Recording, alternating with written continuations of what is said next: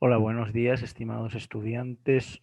Hoy, miércoles 17 de febrero, vamos a tratar el tema de emprendimiento y gestión, semana 1, proyecto 7, las decisiones financieras.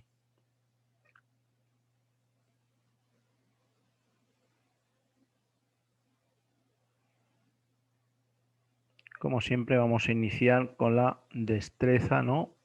Que vamos a trabajar. En nuestro caso, la destreza es la 561 de emprendimiento y gestión, aplicar técnicas básicas para la evaluación financiera de un proyecto de emprendimiento que permita tomar decisiones sobre su implementación, tales como el análisis de la rentabilidad, el periodo de recuperación, la tasa interna de retorno y el valor actual neto. Debo decirles que esto requiere bastante tiempo y lo haremos en un anexo al final del video, pero lo que vamos a hacer es técnicas de evaluación financiera, pero para familias, no para emprendimientos, sino para familias, que es lo que más o menos se les solicita en la actividad de esta semana. Bien, aquí tenemos un texto que vamos a ir leyendo y vamos a ir analizando, ¿no? Dice las decisiones financieras. Las decisiones financieras se refieren a la capacidad que tenemos para manejar la relación entre nuestros ingresos con nuestros gastos y los criterios que utilizamos para ello, de tal manera que podamos desarrollar un mayor bienestar económico. Bien, esto lo que nos dice básicamente es que tenemos que analizar nuestros ingresos, ¿no? El dinero que nos entra y nuestros gastos, las salidas que tenemos de plata y qué criterios vamos a utilizar para hacer esto, ¿no? Para que en el futuro pues estemos mejor económicamente. Dice, ¿cuándo sucede esto? Dice, el bienestar financiero se da cuando obtenemos un excedente entre el ingreso y el gasto. Es decir, el ingreso que produce nuestro trabajo será la base para definir el ingreso mínimo que se requiere para mantener el nivel de vida deseado y lograr el ahorro que genere mayor riqueza. Bueno, esto nos dice, ¿no?, qué es el bienestar financiero, que no es más que generar ingresos por encima de los gastos que vamos a tener, siempre y cuando estos gastos sean los que nosotros queramos tener, es decir, el nivel de vida deseado quiere decir el nivel de gastos que yo quiera tener. Por ejemplo, si me quiero ir 2 veces al cine o quiero salir un día a tomar pizza, etcétera, ¿no? Todo eso lo tengo que tener en cuenta con mi nivel de ingresos. Existen varias técnicas de evaluación financiera. Estas se pueden profundizar en la página 134 del texto de tercer curso de emprendimiento y gestión. Además, te enseñaremos un método que te ayudará a enterarte de tu situación financiera personal para que tomes mejores decisiones financieras. Observa los pasos que vamos a seguir en el anexo de la ficha pedagógica y al final de este video van a tener estas herramientas, estas técnicas de evaluación financiera que nos dice el libro de texto. Bien, debemos seguir 4 pasos básicos, ¿no? El paso 1 es inicia tu diagnóstico económico. ¿Y cómo se inicia? Pues obviamente primero determinando los ingresos que tenemos. En nuestro caso, pues podría ser el sueldo o los ingresos del negocio familiar, etcétera. Y pregúntate cómo se gastan e invierten en el caso de que hayas pensado en iniciar un negocio. Bien, si tenemos un negocio, obviamente tenemos inversiones que hacer. Pues si estamos vendiendo papelería, pues tenemos que comprar lapiceros, papel, cuadernos, etcétera. Esos son inversiones. Y gastos, pues serían, pues no sé, tenemos que comer, obviamente, tenemos que transportarnos, etcétera, etcétera, ¿no? Todo eso son gastos. Dice, ¿y qué formas tienes para aumentarlos en el corto, mediano y largo plazo? Obviamente, cuando hagamos nuestro diagnóstico, pues vamos a ver si tenemos o no capacidad de ahorro y ver cómo podemos incrementar esta capacidad de ahorro si es a corto, a medio o a largo plazo. El paso 2 nos dice, analiza la opción de optimizar el gasto. Dice, piensa en la forma de empezar un fondo de ahorro y de revisar a profundidad los gastos que realizamos mensualmente con la finalidad de eliminar los gastos que no son tan significativos y de los cuales puedas prescindir.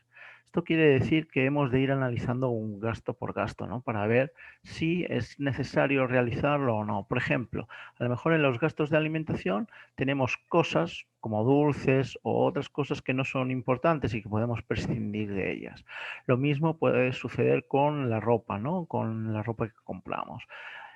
A lo mejor estamos acostumbrados a comprar una marca determinada que cuesta más que las marcas menos nombradas y por lo tanto de eso podemos prescindir.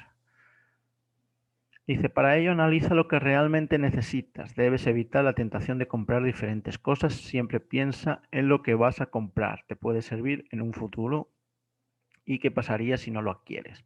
Te das cuenta de que es importante tomar buenas decisiones financieras. Ellas te permiten mantener unas finanzas saludables. En el paso 3 vamos a investigar nuestro nivel de endeudamiento. Vamos a ver diferentes técnicas para ver si tenemos capacidad de endeudamiento o no la tenemos. Dice, es recomendable que tus deudas no sobrepasen el 30% de los ingresos totales. Bueno, esto es lo que dice el gobierno, pero hay otras alternativas. Hay quien sugiere que el nivel de endeudamiento podría llegar hasta el 60%. Reflexiona sobre si realmente es necesario asumir una deuda en este momento. Dice, paso 4, realiza una evaluación personal y familiar. Esto lo puedes lograr a través de mejorar tus hábitos de control financiero. ¿Cómo lo debes hacer? Adquiriendo el hábito del ahorro. Con él se pueden establecer metas financieras que deseas lograr.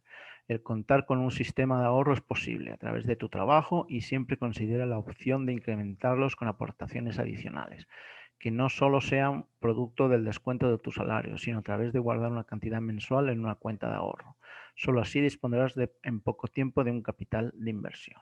Bien, si nosotros queremos invertir, ¿no? Hemos de ver cómo conseguimos ahorrar y lo que sugiere es que no solo no ahorremos poco a poco poniendo nuestra plata en una alcancía, por ejemplo, sino que abramos una cuenta de ahorro, un fondo de ahorro, un plan de ahorro que están un poquito remunerados, están más o menos remunerados y va, aparte de nuestro dinero, va a ir creciendo con los intereses que nos aporta esta deuda este aporte del banco.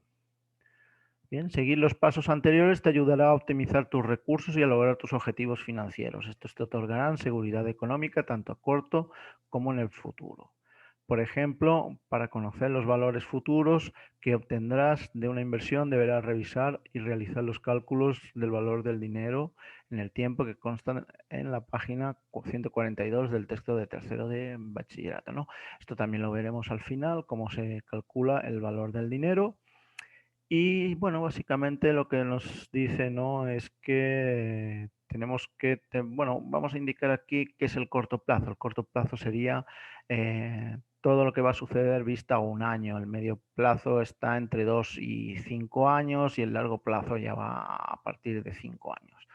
Dice, el contar con metas financieras facilita la toma de decisiones, ya que te ayudarán a contar con una orientación y objetivos claros. Esto facilita saber cuánto dinero debemos ir ahorrando cada cierto tiempo y a partir de ello también podrás medir tu nivel de logro. Bueno, esto lo que nos dice básicamente, ¿no?, es que nos hemos de plantear una meta. Supongamos que nosotros queremos tener un capital de $1000 al final de año, pues esto lo que nos debe es, nuestra meta es esta, ¿no? Llegar a $1000 a final de año. Y para ello hemos de ver cómo vamos a ir ahorrando cada mes para que al final se cumpla esta meta. No es más que esto lo que nos dice esto.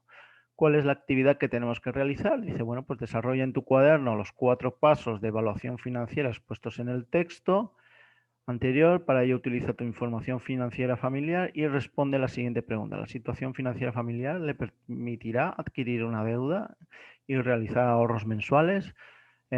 Como no hemos seleccionado la actividad del acordeón, pues he eliminado esta última parte que no tienen que realizar, ¿no? Dice, lo presentan tranquilamente en una hoja, no hay problema. Bien, vamos a ver un poquito un ejemplo con mi situación económica financiera para realizar la actividad, ¿no? Aquí tenemos el paso 1, ¿no? Era iniciar el diagnóstico. ¿Y cómo iniciábamos el diagnóstico? Pues con los ingresos, ¿no? Y en este caso, mi principal fuente de ingresos es mi sueldo de docente, $723. ¿Y cuáles son los principales gastos e inversiones que tengo? Pues de alimentación, de transporte, de telefonía, el seguro social que le pago a mi pareja, los gastos de pareja, otros gastos y $13 que me quedan para realizar extras, ¿no? para aumentar el corto plazo nuestros ingresos familiares sería dando clases particulares, incrementando el número de horas que trabajo o montar una papelería en casa con los excedentes del negocio anterior de mi pareja. Nosotros antes teníamos un cyber que vendíamos papelería y sobraron una serie de materiales que podemos poner a la venta, en este caso aquí en la casa. También se puede intentar reducir los gastos e iniciar un plan de ahorro. Bien, aunque aquí está con 723, no podríamos iniciar ningún plan de ahorros, pero ya veremos ahora en el siguiente paso si nos permite generar este plan de ahorro o no. Mira, el segundo paso, ¿no?, es analizar la opción de optimizar el gasto. Bien, vamos a ir analizando gasto por gasto, ¿no? Y se puede intentar evitar comprar alimentos que en muchos casos son caprichos personales, como el chocolate, algunos dulces y los embutidos. Quizás se pueda ahorrar unos $20. Bien, por aquí ya tenemos un poquito para ir ahorrando. Difícil reducir los gastos del transporte, pues básicamente son para ir al lugar de trabajo. Por lo tanto, es muy complicado reducir los gastos de transporte. Quizás se puede reducir los gastos de telefonía e internet, quizás utilizando menos tarjetas de llamadas. Podríamos, unos $10 podríamos reducir, y se pueden eliminar los otros gastos y los extras que permiten realizar un ahorro de $33. En total serían 33, 43, $63 que podríamos tener para iniciar este fondo de ahorro, ¿no? El paso 3 sería investigar, perdón, el nivel de endeudamiento. Dice, y tenemos diversas formas, ¿no? Si nosotros ya tenemos endeudamiento, lo que podemos hacer es calcular el nivel de endeudamiento con esta fórmula, ¿no? Deudas versus patrimonio y multiplicado por 100, o en nuestro caso, ingresos. Dice, supongamos que el gasto de transporte fuera deuda. Como no tengo deuda, ¿no?, pues utilizo el gasto de transporte como si fuera deuda. El nivel de endeudamiento sería 200 dividido de 723 por 100. Y esto me da un nivel de endeudamiento del 27,66%. A priori es correcto porque no excede del 30%. Ya hemos dicho que en algunos textos, y fruto de lo que veremos después, el apalancamiento financiero recomienda entre un 40 y un 60% de endeudamiento. Dice calcular la capacidad de endeudamiento. La capacidad de endeudamiento serían los ingresos mensuales menos los gastos fijos y multiplicado por el 0,30. Bien, la capacidad de endeudamiento, en mi caso, ¿no?, serían 723 menos 230 que me había quedado de gastos de alimentación, menos los 200 de gastos de transporte, menos los 150 de gastos del seguro social de mi esposa, y menos 30 de la telefonía, y multiplicado por 0,30 nos da un total de 33,90 centavos lo que tengo de capacidad de endeudamiento. Obviamente la capacidad de endeudamiento es tan baja que no permite acaparar nuevas deudas. Por último, hemos de tener en cuenta que para un emprendimiento tenemos una cosa que se llama el apalancamiento financiero. El apalancamiento financiero consiste en utilizar algún mecanismo, como la deuda, para aumentar la cantidad de dinero que podemos destinar a una inversión.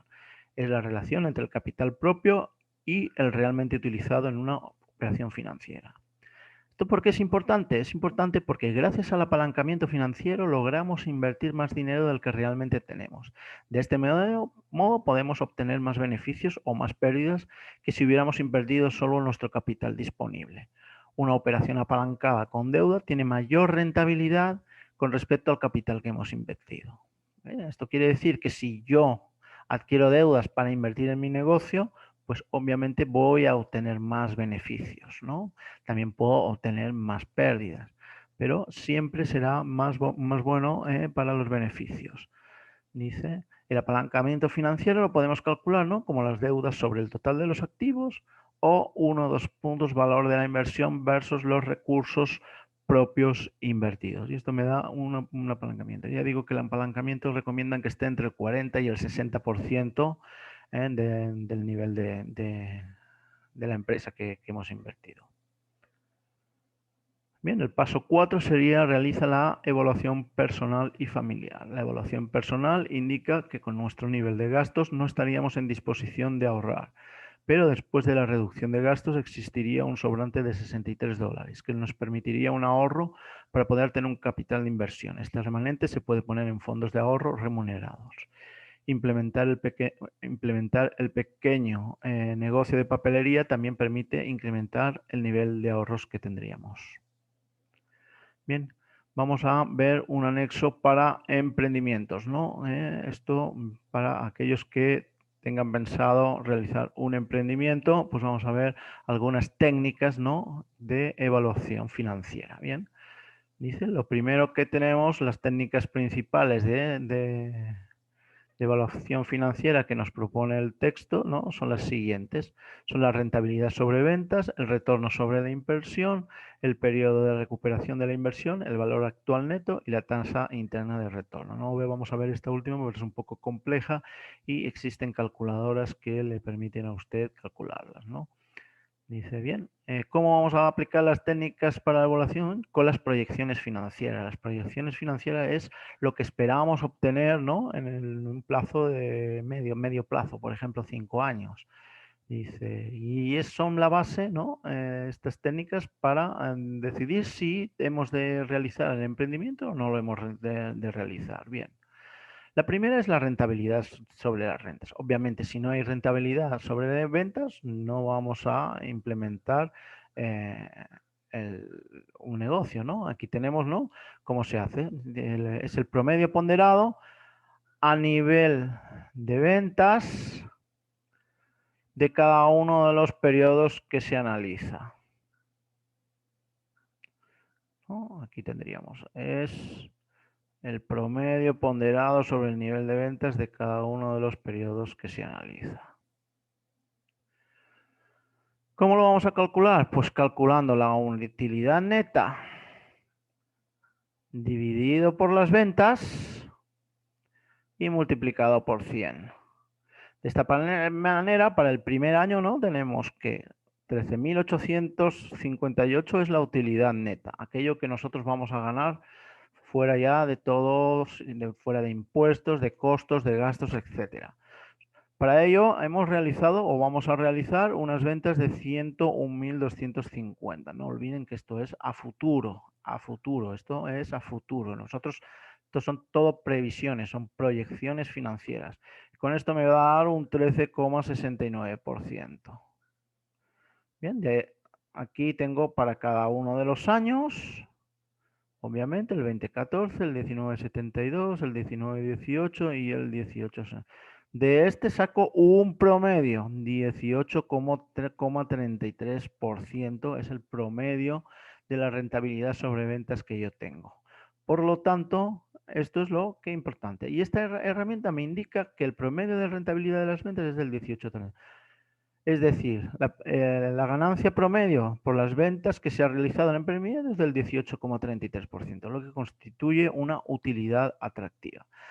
Es atractiva porque si lo comparamos con lo que ganaríamos en un banco que suele dar un 5%, un 7%, para capitales mayores hasta un 10% según la entidad financiera, pues obviamente esto nos genera una utilidad bastante importante, ¿no?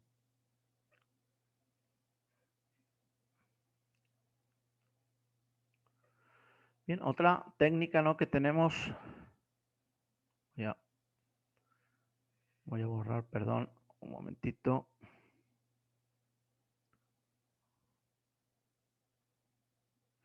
Voy a borrar todo lo que he escrito para poder escribir en lo siguiente, ¿no? Bien. Otro, ¿no?, es el retorno sobre la inversión. El retorno de la inversión, ¿no?, es el esquema anterior, determina la rentabilidad sobre ventas. Bajo el mismo esquema se podría establecer cuál es el rendimiento que generará la inversión. Antes estábamos sobre las ventas, ahora vamos a hacer lo mismo sobre la inversión, ¿no? Vamos a trabajar con la utilidad neta, la inversión que realizamos en nuestro emprendimiento o que pensamos realizar en para calcular el porcentaje sobre la inversión, ¿no? Mismamente, las utilidades netas son las mismas que ya teníamos previstas. La inversión prevista son 28.300 y con esto el porcentaje es del 48,97. Y volvemos a repetir lo mismo, ¿no?, para cada uno de los 5 años previstos para ver si la inversión va a ser rentable. Dice, nos da una inversión del 99,05%. Dice, nos indica que el promedio de interés es del 99,05%, lo cual es una ganancia atractiva, ¿no?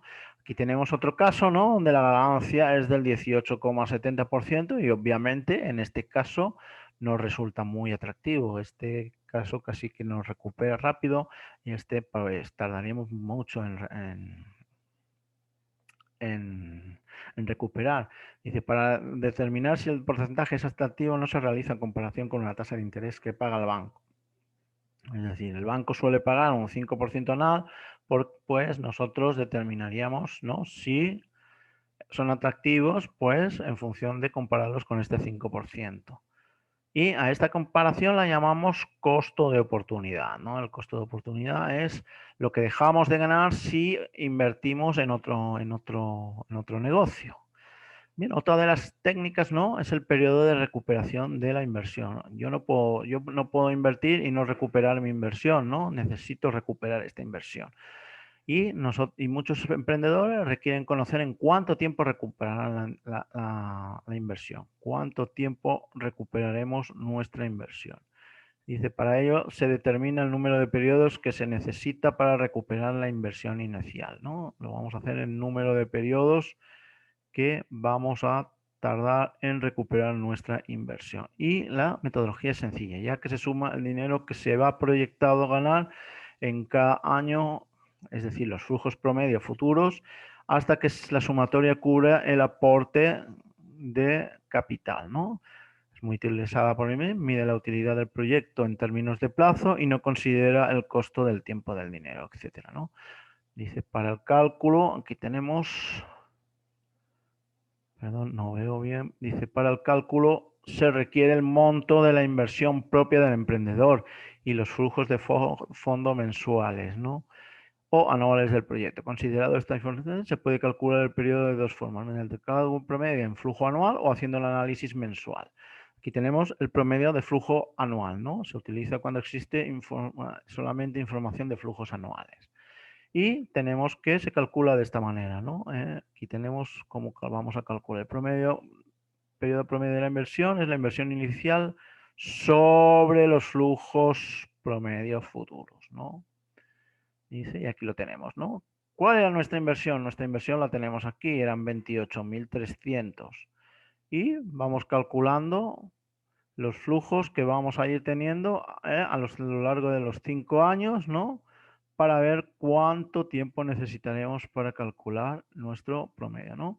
Tenemos aquí los 5 años, cuáles son las utilidades netas previstas para los 5 años, la vamos a dividir por el 5, porque son 5 años, y nos va a dar el periodo en años, que en nuestro caso es 1,01 años. Bien, vamos a volver a utilizar el borrador para dejar todo listo para la siguiente diapositiva. Y vamos a pasar a la siguiente diapositiva.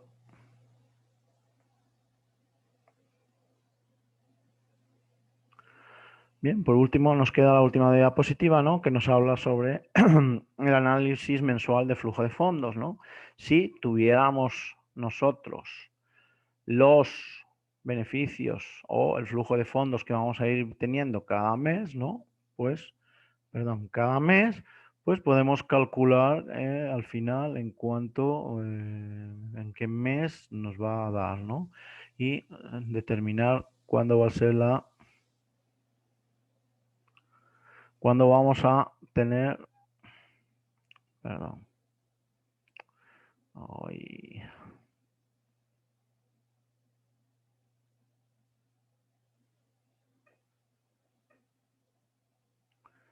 Vamos a volver a la diapositiva, disculparán que se ha ido en un momento. Bien, lo podemos calcular, ¿no?, en función de el flujo mensual, ¿no? Vamos viendo el flujo mensual, vamos viendo, y en el momento en que se pone positivo, ¿no? Dice, y en el mes 14 es cuando vamos a llegar, ¿no? Aquí tardaremos 6 meses en que nuestro flujo acumulado sea positivo y hemos de seguir calculando hasta que supere la inversión inicial, ¿no? Los 28.300. Y esto sucede en el mes 14, ¿no? Pues tendremos 14 meses donde vamos a trabajar este tema para que podamos recuperar nuestra inversión. Y tenemos el valor del costo del dinero en el tiempo, ¿no? Dice, antes de explicar el valor actual, vamos conocido como van, es importante determinar el valor del dinero en el tiempo. Esto quiere decir que un dólar recibido hoy tiene un valor superior a un dólar recibido en el futuro. Aquí tenemos la fórmula de calcular, ¿no? Es la fórmula del interés compuesto. El valor a futuro es el valor actual por 1 más I, y es la tasa de interés elevado a T, el periodo en tiempo. O si queremos el valor actual, porque tenemos valores de flujo, ¿no? De futuro, pues vamos a emplear esta otra, donde el valor actual serán los flujos de futuro respecto a 1 más I elevado a T. Bien, aquí tenemos, ¿no? El valor a futuro es VF, el valor actual es VA, la tasa de interés es I y el tiempo de la inversión. Bien, por último, ya estamos en disposición de calcular el tema del valor actual neto. Una vez sabemos el valor del costo del dinero, el valor actual neto o VAN se define como el valor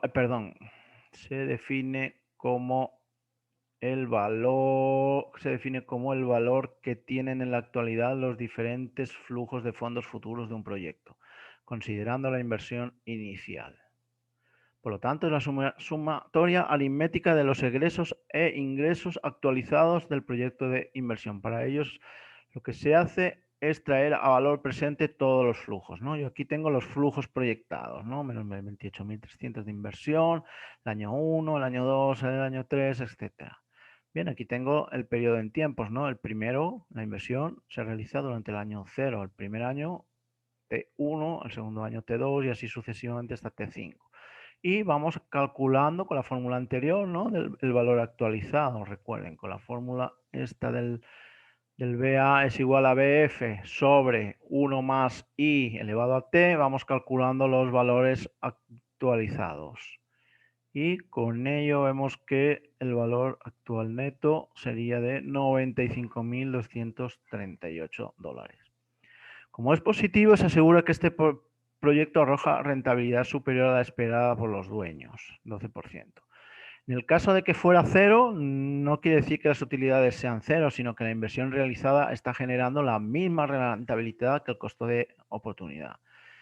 Si obviamente fuera negativo, quiere decir que no debemos bajo ningún concepto invertir en este proyecto porque estaríamos perdiendo plata, ¿no? Y con esto queda realizada el tema de hoy. El anexo solo es para aquellos que estén interesados y no aporta nada a la actividad prevista por el Ministerio de Educación. Muchas gracias por visualizar este vídeo y espero que cualquier pregunta que les haya surgido la realicen vía WhatsApp o vía Messenger. Gracias.